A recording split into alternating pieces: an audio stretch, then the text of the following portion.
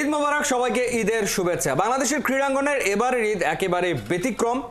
ফুটবলের আমেজে এবারের ঈদ উদযাপিত হচ্ছে বাংলাদেশের ক্রীড়াঙ্গনে। এটা এর আগে কখনো হয়েছে বলে আমার তো মনে পড়ে না, এবং ঘটনাটা ঘটেছে যেহেতু 25শে মার্চ বাংলাদেশের এশিয়ান কাপের বাছাই পর্বের ম্যাচ ছিল ভারতের বিপক্ষে, এবং সেই ম্যাচে বাংলাদেশ দুর্দান্ত ফুটবল খেলে ড্র করেছে। ম্যাচটা বাংলাদেশ জিততেই পারত। ফুটবলের যে একটা নবজাগরণ ঘটেছে হামজা চৌধুরীর আগমন উপলক্ষে এবং পরবর্তী সময় ভারতের বিপক্ষে ড্র, এই নবজাগরণ কোন দিকে অগ্রসর হবে সেই প্রসঙ্গে আমরা আলোচনা করতে চাই। এবং আজকে আমাদের অতিথি বাংলাদেশ ফুটবল ফেডারেশনের ভাইস প্রেসিডেন্ট ফাহাদ করিম। ফাহাদ ভাই, ঈদ মোবারক। আপনি ঈদের দিন আমাদেরকে সময় দিয়েছেন, এই জন্য আমরা কৃতজ্ঞতা প্রকাশ করছি। যেটা বলছিলাম যে ফুটবলের একটা যে নবজাগরণ, এখন তো দায়িত্বটা আপনাদের উপরে বোধহয় আরো বেড়ে গেছে, যে এই নবজাগরণ তো নিশ্চিতভাবেই ধরে রাখতে হবে। আমি প্রথমত যে ব্যাপারটা জানতে চাই আপনার কাছে, হোয়াট ইজ নেক্সট? মানে ফুটবল ফ্যানরা সবাই আলোচনা করছে হোয়াট ইজ নেক্সট, মানে হামজা এলো, ভারতের বিপক্ষে ড্র, সো এখন আসলে কি, এখন আসলে বাফুফে কোন দিকে এগোবে, বাফুফের প্ল্যান কি হতে যাচ্ছে? প্রথমে আপনাকে ঈদ মোবারক ফাহিম ভাই, এবং আপনার মাধ্যমে আমি ৭১ এবং খেলার যুগের সকল দর্শককে ঈদ মোবারক জানাতে চাই। ধন্যবাদ আমাকে আজকের এই সময় ইনভাইট করার জন্য। খেলার যুগে আসা it's always a pleasure. Thank you very much. You're right, আসলে আমাদের ঈদটা এবার অত্যন্ত স্পেশাল, এবং আমি মনে করি নিঃস্বার্থভাবে যারা ফুটবলকে ভালোবাসে, আমাদের ঈদটা কিন্তু 25 তারিখে হয়ে গিয়েছে। রাইট। এবং আমি এতটুকু বলতে পারি ইনশাআল্লাহ ইটস জাস্ট দ্য বিগিনিং। তার কারণ হচ্ছে হামজা চৌধুরীর ইনক্লুশন, আমাদের টিমের extremely dedicated way of playing, and তাদের শুধু তাই না, তার আগে থেকে তাদের যে প্রস্তুতি, সৌদি আরবে যাওয়া, লং জার্নিজ, বাসে করে তাইফে পৌঁছানো, সব কিছু মিলিয়ে তারা অত্যন্ত কষ্ট করেছে। The whole team work very hard. সেখান থেকে আজকে রেজাল্টে আসলো, এবং ডেফিনেটলি একটা লাইট দিচ্ছে আমাদেরকে, আশার লাইট। সো গোয়িং ফরওয়ার্ড, এটা আমাদের চ্যালেঞ্জটা অনেক বেশি এখন। আচ্ছা, মানে কিছুদিন আগেও হয়তো আমরা কোনো ভাবতেই পারতাম না যে আমরা এশিয়ান কোয়ালিফায়ার, না এটা আসলে কেউ চিন্তাও করেনি, কখনো করেনি। কিন্তু অল অফ আ সাডেন এখন সবাই ওটা নিয়ে ভাবছে। There's a good possibility. Right. So it itself is a great thing. এটাই আমি মনে করি একটা অর্জন, যে আমরা অ্যাটলিস্ট এখন আশা করতে পারছি, আমরা স্বপ্ন দেখছি যে হ্যাঁ ইনশাআল্লাহ আমরাও কিন্তু খেলতে পারি। সো দ্যাটস গ্রেট, এটা অনেক বড় চ্যালেঞ্জ। আর আমার মনে হয় সামনে আমাদের অনেক কিছু করার আছে। আপনি জানেন যে আমাদের নেক্সট এএফসিতে ম্যাচ হচ্ছে জুন 10th, ঢাকায় হবে, হোম হবে, এবং ইনশাআল্লাহ সবকিছু ঠিকঠাক থাকলে দর্শকদের জন্য বলি সেটা হামজার দেশে খেলার অভিষেকটা ওই তারিখে হবে ইনশাআল্লাহ। That is the plan so far. So আমরা এখন ওই জুনের 10 তারিখে নিয়ে কাজ করছি। জাতীয় স্টেডিয়ামে খেলার সম্ভাবনা কতটা? আমরা মানে 200% চাই জাতীয় স্টেডিয়ামে খেলার জন্য, বিকজ আমরা মনে করি এই ধরনের খেলা ডিজার্ভস জাতীয় স্টেডিয়াম, এবং এই ব্যাপারে ন্যাশনাল স্পোর্টস কাউন্সিল এবং ক্রীড়া উপদেষ্টা মন্ত্রণালয় অত্যন্ত সহায়ক, কোনো সন্দেহ নাই। চ্যালেঞ্জেসগুলি হচ্ছে ওখানকার ভেন্ডারদের জন্য, বাট সেটাকেও তারা দিনরাত কাজ করছে ওভারকাম করার জন্য। আমরা ঈদের পর থেকে কিন্তু মাঠ পরিদর্শনের কাজটা শুরু করে দেবো, ঘাস and everything. Will start working on it ইনশাআল্লাহ in coordination with NSC. So we are very hopeful যেন ওইটা রেডি হয়ে যায়, not only for June 10 match, তার আগে আমরা একটা ফ্রেন্ডলিও খেলতে চাই ইনশাআল্লাহ। সো সেটাও আমরা চেষ্টা করবো হোমেই করার জন্য, সেটাও যেন আমরা ওখানেই করতে পারি। সো ভেন্যুর সাথে ওরিয়েন্টেশনটা হয়ে যায় প্লেয়ারদের। So that is the plan. আর এর বাইরে আপনি জানেন যে কোনো ফ্রেন্ড ম্যাচের আগে একটা স্কোয়াড অ্যানাউন্সমেন্ট ইস্যু আছে, স্কোয়াড সিলেকশন ইস্যু আছে। টেকনিক্যাল স্টাফে আমরা এবার কিছু পরিবর্তন আনার প্ল্যান আছে, যে আপনার কিছু এডিশনাল স্টাফ আমরা চাই আরও যোগ হবে, বিকজ আমরা দেখি যে আমাদের ফিজিও একজন থাকে সাধারণত, বাট 35 জন প্লেয়ার যখন একসাথে হয় প্র্যাকটিস করে, একজন ফিজিওর জন্য খুব চ্যালেঞ্জিং হয়ে যায়। আচ্ছা, সো উই আর প্ল্যানিং যখন ফিজিওটা বাড়াবো, আমাদের টিপিক্যালি ভিডিও অ্যানালিস্ট একজন থাকে, বাট এবার আমরা দুজন ইউজ করেছি, এবং আলহামদুলিল্লাহ result was very good. So we will continue that ইনশাআল্লাহ। তারপর আপনি জানেন ডাক্তার থাকে সাধারণত, সো ডাক্তারটা টিপিক্যালি ওই খেলার আগেই ঢুকে আর কি, বাট আমরা এবার চাচ্ছি একদম ক্যাম্পের প্রথম দিন থেকে যেন একটা ফুল টাইম ডক্টর থাকে। আচ্ছা, সো এই ধরনের কিছু এডিশন হবে, that is so far in the plan. The rest is on our head coach, উনি পুরোপুরি কোঅর্ডিনেশন এবং প্ল্যানটা আমাদের সাথে শেয়ার করবে। এবং ইয়েস, আমরা সবাই মানে ইনশাল্লাহ ভালোভাবে চেষ্টা করব জুনের 10 তারিখে ঢাকার মাঠে যেন আমরা একটা ভালো কিছু উপহার দিতে পারি ইনশাআল্লাহ। রাইট। জুনে একটা প্রোগ্রামের ব্যাপারে আমরা কিছুটা শুনতে পাচ্ছি, সেটা হচ্ছে একটা ওপেন ট্রায়াল আয়োজন করার একটা পরিকল্পনা বাফের রয়েছে, অর্থাৎ বাংলাদেশি বংশোদ্ভূত ফুটবলার সারা পৃথিবীতে যেখানে যারা ছড়িয়ে ছিটিয়ে রয়েছে তারা এসে একটা ওপেন ট্রায়ালে অংশ নেবে বাংলাদেশে। মানে হামজা চৌধুরীর ইনক্লুশনের ফলে নিশ্চয়ই বাকিদের ভেতরেও সেই আগ্রহটা তৈরি হয়েছে যে তারাও আসলে বাংলাদেশের জার্সিতে মাঠে নামতে চায়, তারা বাংলাদেশকে রিপ্রেজেন্ট করতে চায়। সেই বিষয়ে যদি একটু শুনে আপনার। নিঃসন্দেহে আসলে ট্রায়ালটা হচ্ছে কেন আপনাকে একটু বলি, আমি মনে করি দর্শকদেরও জানা দরকার যে বাংলাদেশ তো এক দেশ, সো বাংলাদেশে আমাদের ডোমেস্টিক যারা প্লেয়ার আছে definitely they are our asset, but বাইরে যারা বাংলাদেশের বংশোদ্ভূত আছে তারা যদি ইচ্ছা পোষণ করে, উই বিলিভ, আমাদের সভাপতি তাবিদ আওয়াল মনে করেন যে দ্যাট ইজ দেয়ার রাইট, যে আমরা তাদেরকে সেই সুযোগটা করে দিই। অবশ্যই। সো সেই সুযোগটা করার জন্য আমরা যেটা চিন্তা করলাম যে আমরা একটা যদি লার্জ স্কেল ট্রায়াল করতে পারি সবার কনভিনিয়েন্টের জন্য, দেন ইট উইল বি গুড। যেটা হবে কি, আমাদের মনে করেন অ্যাটলিস্ট আমরা এই মুহূর্তে আমাদেরকে একটি এজেন্ট, বাংলাদেশি অরিজিন এজেন্ট, যিনি ডেনমার্কে থাকে, উনি আমাদেরকে হেল্প করছে। He has actually listed about 32 players at the moment. এই 32 প্লেয়ার্স এবং দুজন মেয়েও প্লেয়ার অ্যাডিশন হওয়ার কথা, অ্যাবাউট 30+ প্লেয়ার্স। সো আমরা চাচ্ছি জুনের শেষ সপ্তাহে 3 to 5 days একটা ট্রায়াল করবো। মানে টিপিক্যালি আমাদের হয় কি, প্লেয়াররা সকালে আসে, হাফ ডে একটা সেশন করে, অ্যান্ড ওখান থেকে আমরা চুজ করি। But we don't want to do like that. We want to do a professional scouting trial, যেখানে ভিডিও অ্যানালিস্ট থাকবে, কোচিং স্টাফরা থাকবে, টেকনিক্যাল টিম থাকবে, এবং প্রপারলি ডিজাইন করা হবে। এই হলে যেটা হবে, আমাদের we will have a database of this 30 odd players, and ডেটাবেসের সাথে সাথে এটাও বুঝতে পারবো যে কে কোন জায়গায় ফিট করবে কিংবা কাদের ক্যাপাবিলিটি আছে। মানে এটা আশা করা ঠিক হবে না যে 30 জন সবাই উইল বি কোয়ালিফাইড। না, সেটা তো কখনোই হয় না। But what ever it is, আমাদের কথা হচ্ছে এই 30 জন থেকে যদি আমরা একজন প্লেয়ারও ভালো পাই, that is our target. But more importantly আমাদের যেটা টার্গেট, যে সুযোগটা দেওয়া, প্ল্যাটফর্মটা দেওয়া। কেউ যদি বাংলাদেশকে রিপ্রেজেন্ট করতে চায়, ফেডারেশনের পক্ষ থেকে আমাদের দুয়ারটা খোলা, এবং আমরা তাদের জন্য সেই ব্যবস্থা করবো ইনশাল্লাহ। এই বয়সের কোনো বিষয় কি আছে নাকি বিভিন্ন এইজের ফুটবলাররা এসে ট্রায়াল দিতে পারবে? It's no barrier whatsoever, as long as তারা একটা মিনিমাম লেভেলে ওখানে খেলছে। সো আমরা সাধারণত এখন যাদেরকে পুল করেছি, তারা সবাই টায়ার 4 লেভেলে খেলছে বিভিন্ন জায়গায়। কেউ কেউ আবার আপনার সেমি প্রো লেভেলে খেলছে, but they are very young, which is good. So আমাদের এই পুলটাতে age is between 17 to 20, so that's the pool. এবং we are looking forward to it, because আমি মনে করি দ্যাটস এ গুড এজ। এবং তারা যেহেতু বাইরে প্রফেশনাল কিংবা সেমি প্রফেশনাল ফুটবলের সাথে জড়িত, অবশ্যই তাদের প্রিপারেশনটা ওরকম হবে। সো উই আর হোপিং যে একটা ভালো ডেটাবেস পাবো, এবং সেই ডেটাবেস থেকে আমাদের ইচ্ছা যে আমাদের বয়সভিত্তিক যে দলগুলি আছে, এবং আপনি জানেন আমাদের সেপ্টেম্বরে AFC Under-23 কোয়ালিফাই, সো ওইটার জন্য আমরা উই আর হোপিং যেখান থেকে কিছু প্লেয়ারকে হয়তো আমরা পাবো ইনশাল্লাহ, and that is our goal. এবং সেখানে যদি তারা পারফর্ম করতে পারে, then the next step is next year national team ইনশাল্লাহ। রাইট।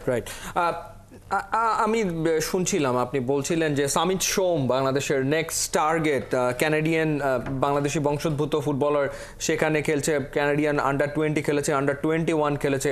সামিত সোম সে এপ্রিলের ভেতরে জানাবে, এরকম একটা বিষয়, সেই বিষয়টা সম্পর্কে যদি। আপনি ঠিকই বলেছেন। বেসিক্যালি আমি যখন আনঅফিশিয়াল এই দায়িত্বটা পাই, যে প্রাইমারি কমিউনিকেশনগুলি করার জন্য, আমি বিভিন্ন প্ল্যাটফর্ম ওনার নামটা দেখি, তখন আমি ফেডারেশন জিজ্ঞেস করি যে what's happening with Samit Som. So primarily আমাকে যেটা বলা হলো যে তার ওই মুহূর্তে he was not very interested ফ্যামিলিগত ব্যাপারে, বিকজ ওর ক্যানাডা থাকে, ওয়েদার সব কিছু মিলিয়ে হি ওয়াজ নট কনসিডারিং। তারপর আমি ওনার একজন ফ্রেন্ডকে লোকেট করি, এবং তার মাধ্যমে ওনাকে রিচ করি very recently, in fact last week. এবং এখন যেটা ভালো, ও অ্যাটলিস্ট উনি না বলে নাই, আর উনি আমাকে বলেছে ওনার কিছু কোয়ারিজ ছিল, পাসপোর্ট কতদিন লাগবে, তারপরে আপনার এখানে ওয়েদার কেমন ওই সময়টাতে, ওভারঅল লজিস্টিক কী হবে না হবে, ক্যাম্পের ফেসিলিটিস কী আছে, আমরা সব জানিয়ে দিয়েছি through his friend. So now last যেটা কথা হলো আমার সাথে, ইনফ্যাক্ট 2 দিন আগে, তখন উনি বললেন যে he will need about a week to 10 days, মানে এপ্রিলের আমার মানে 10-12 তারিখের ভিতরে উনি জানাবে যে উনি কি এটাকে কনসিডার করবে কি করবে না। উনি ওনার কোচের সাথে কথা বলবে বলেছেন, উনি ওনার ক্লাবের সাথে কথা বলবে, উনি ওনার ফ্যামিলির সাথে কথা বলবে। সো উই আর ওয়েটিং, মানে আমাদের তরফ থেকে এখন আর কিছু করার নাই। উনি যদি আমাদের ইয়েস বলে, আমরা ঝাঁপিয়ে পড়বো to bring him on board ইনশাআল্লাহ। রাইট। আরেকটা নাম নিয়ে খুব আলোচনা হয়, মানে আমাদের ফুটবল অ্যারেনাতে একটা নাম নিয়ে খুব আলোচনা হয়, সেটা হচ্ছে সুলেভান ব্রাদার্স। রাইট, সুলেভান ব্রাদার্সকে নিয়ে, কাভান সুলেভান এবং হচ্ছে কুইন সুলেভান, তাদেরকে নিয়ে খুবই আলোচনা হয়। তো দুজনেই আসলে আমেরিকার টপ লেভেলে ফুটবল আসলে খেলছে, মানে তাদেরকে রিচ করার প্ল্যান বা তাদের ব্যাপারে বাফুফে কোনো কিছু ভাবছে কিনা? আপনি মানে ইটস এ ভেরি কোইন্সিডেন্স, আসলে আমি আপনাকে বলি এটা কোইন্সিডেন্স। আমি এটা মনে হয় একজন বাদে কেউ জানা না, এবং আপনার মাধ্যমে আপনি এবং খেলাযোগ্য দর্শকরা জানবে। আজকে আমি এখানে আসার আগে বাংলাদেশ টাইম 7:30টায় সুলিভানের ওনার বাবার সাথে এক জুম কল করি। আচ্ছা, আজকে I had a very long good meeting with him, about 40 minutes ওনার সাথে জুমে ছিলাম আমি। সো আপনি যেটা বললেন, ওনার 2 ছেলে যারা একদম আমেরিকান টপ লিগে খেলে, so of course they are not considering anything but American team, এবং there is a very good chance যে ওয়ার্ল্ড কাপে খেলবে, হয়তো আমেরিকা খেলতে পারে ওনারা, but they are top level at the moment. But ওনার আরো 2জন ছেলে আছে, they are quite young, I think 17, 16 অথবা 18 এই ধরনের এজে।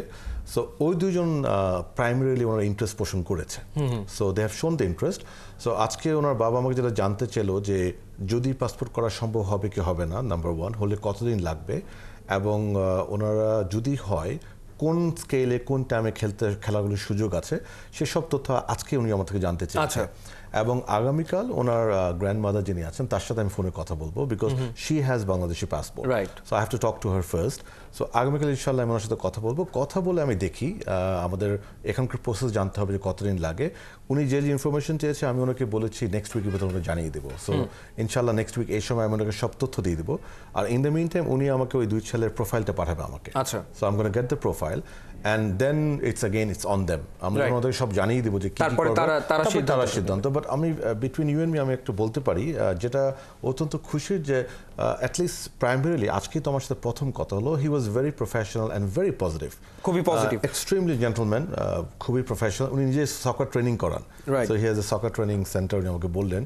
So but let's see again এইসব ক্ষেত্রে একটা কি হয় যে আমি এটা একটু ফ্যানদেরও বলতে চাই যে অনেক সময় আমরা দেখি বিভিন্ন মাধ্যমে বিএফএফ কে দোষারোপ করা হয় যে বিএফএফ কিছু করছে না বাট আসলে আমাদের করার জায়গাটা তখনই হয় যখন তারা রাজি হয় আগ্রহটা প্রকাশ করে আমরা রিচ করি আমরা তাদেরকে নিজের থেকে রিচ করি কিংবা কেউ আমাদের কন্ট্যাক্ট দিলে আমরা রিচ করি বাট তাদেরকে হ্যাঁ বলতে হবে যখন তারা হ্যাঁ বলবে তখন তো আমরা যা যা করার সব করি যেমন হামজার জন্য তো আমাদের প্রিভিয়াস কমিটি আমরা সবকিছু করেছি এবং শামিত যদি সোম যদি ওকে হ্যাঁ বলে we will do everything same goes with the Sullivan this two other two brothers তারা যদি ইনশাআল্লাহ হ্যাঁ বলে এবং তারা প্রসেসের সাথে যদি টাইমলাইন তারা মিলে ইনশাআল্লাহ we will do our best এবার যে ব্যাপারটা জানতে চাই সেটা হচ্ছে যে একটা ব্যাপার হচ্ছে যে এটা খুবই ভালো ব্যাপার যে আমাদের বাংলাদেশি বংশোদ্ভূত প্রবাসী ফুটবলাররা তারা আসলে বাংলাদেশের ফুটবলের সাথে সম্পৃক্ত হচ্ছে এই ঘটনাটা ওয়ার্ল্ড ওয়াইড ঘটেছে ফ্রান্স ওয়ার্ল্ড কাপ চ্যাম্পিয়ন হয়েছিল ফ্রান্স ওয়ার্ল্ড কাপের যে স্কোয়াড ছিল সেই স্কোয়াডের দিকে তাকালেই দেখা যায় যে তারা আসলে তাদের বিভিন্ন জায়গায়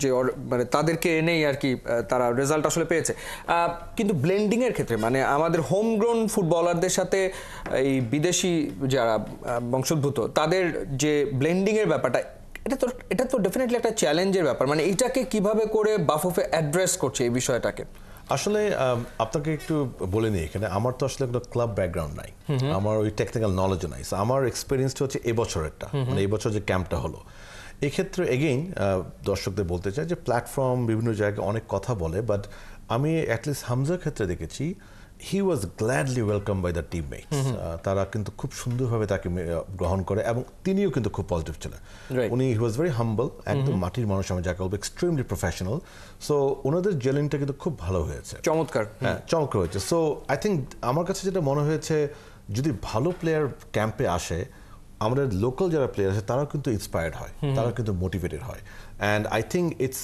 man to man very good না ফাদ ভাই এই প্রশ্নটা করার কারণ ফাহমিদুলের যে ঘটনাটা ঘটেছিল মানে এটা কি ফাহমিদুলের বয়সের কারণে মানে ফাহমিদুল ওয়াজ জাস্ট 18 মানে মাত্র 18 বছর বয়স সেই কারণেই কি একটু রিঅ্যাক্ট করা it's a very valid question আসলে এক্স্যাক্টলি ওখানে কি হয়েছে এটা তো আমরা জানি না and আপনি তো জানেন প্রফেশনালি হেড কোচের decision is final so it was head coaches call but উনি যখন আসেন আমি আর আমার সমাজের সভাপতির সাথে 1-to-1 মিটিং করি এবং আমরা জানতে চাই যে হোয়াট হ্যাজ হ্যাপেন সারপ্রাইজিংলি উনি কিন্তু he was extremely positive about Fahmidul উনি বলে যে he is a great asset he is very fast his finishing is good and is very talented and I will need him ঠিক এই কথাটা উনি বললেন তখন আমরা বললাম তাহলে কি ইস্যু হয়েছে তুমি যখন যেটা বললেন যে এটা আসলে কোনো ইস্যু না বাট ন্যাশনাল টিমের প্রেশারটা তো একটু ডিফারেন্ট মানে আপনি ক্লাব লেভেলে যখন খেলেন যেখানেই খেলেন না কেন national team is different thing even হামজাও ন্যাশনাল টিমে খেলার পর আমি সেদিন রাতে করে জিজ্ঞেস করলাম ও বলেছে he never felt anything like that বলছে ন্যাশনাল অ্যান্থেম বাজা ন্যাশনাল ওই যে একটা pressure it's different thing so আমার কাছে যেটা মনে হয় যে টেকনিক্যাল টিম ফিল করেছে যে